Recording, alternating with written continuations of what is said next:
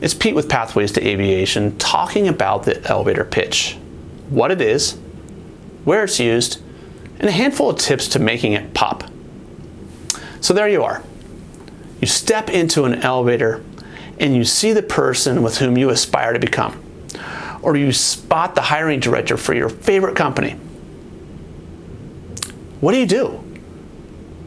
Do you A, freeze, stare at the wall, and pray that your floor pops up?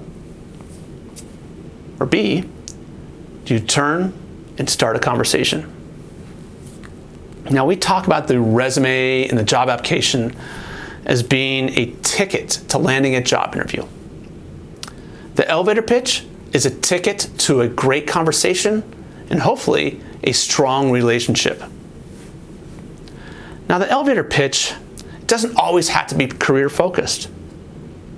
It could be to benefit you as an individual, or your job, or yes, your career. But there are three basic settings where an elevator pitch is going to be used.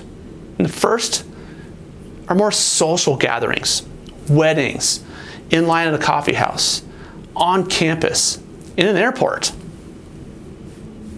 The second will be more structured networking opportunities, career fairs, other career events, and networking receptions. And the third, job interviews. Those are especially important.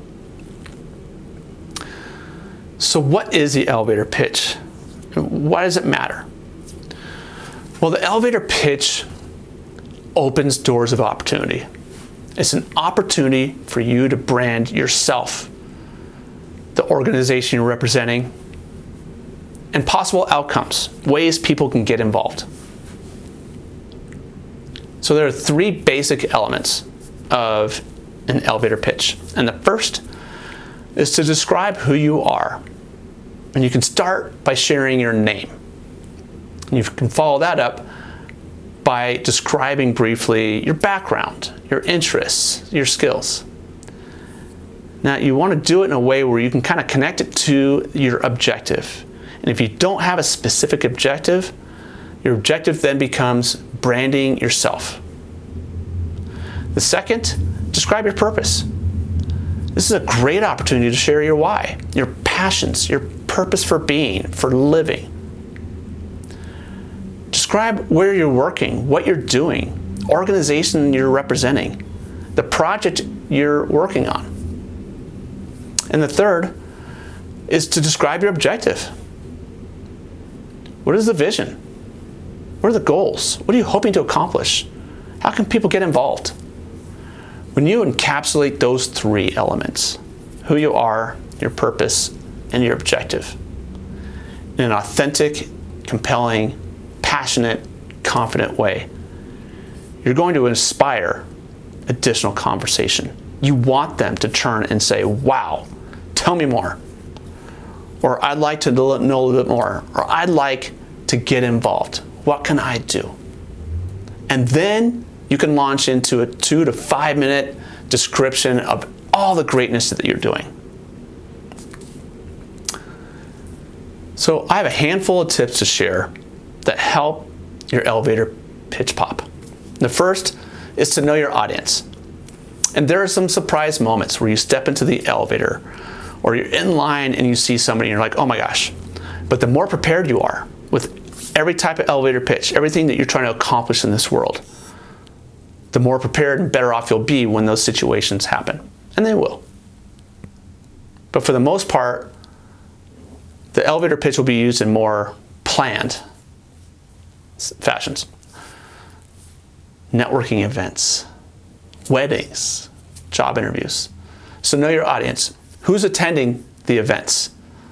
Why are they attending? What's the organization? Or who's putting the event on? What's the attire? 'Cause it's important to have the right attire. So know your audience. Helps you formulate what you're going to say. The second is to know your objective. And even if it's just branding yourself, have an objective when you enter in a conversation. Know what you're going to talk about. It's easy. You can plan it. But have a prepared objective. Those two tips alone will help your pitch pop. The third is to take your time. It's not a race.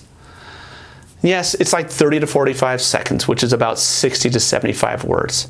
But if it's not 30 seconds, that's fine. If it's 20 seconds, but it covers all those three elements and it inspires the person to respond with a tell me more, then you're great. The fourth tip is to make it conversational. When you're in a networking event, you're sharing your elevator pitch. It's quite likely that the person with whom you're talking will share theirs.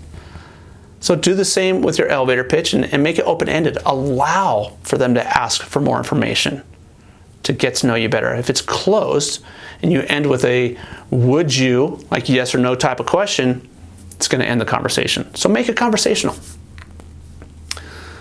Most of the time when you're sharing your elevator pitch, you're just talking to regular people.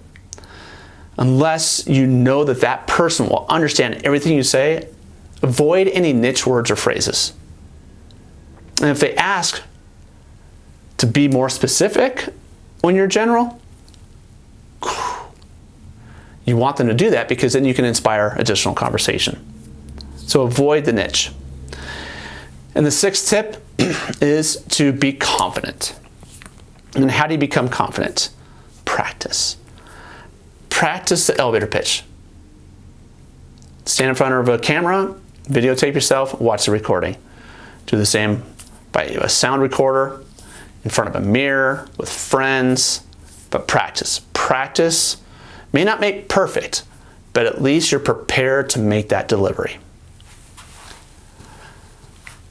My name is Pete Parker. I run Pathways to Aviation, a nonprofit organization which prepares students and job seekers for exceptional careers by providing career readiness tips, training, and connections. My objective is to get to know aviation companies and help them find great talent for both immediate and future hires. Good luck with your elevator pitch.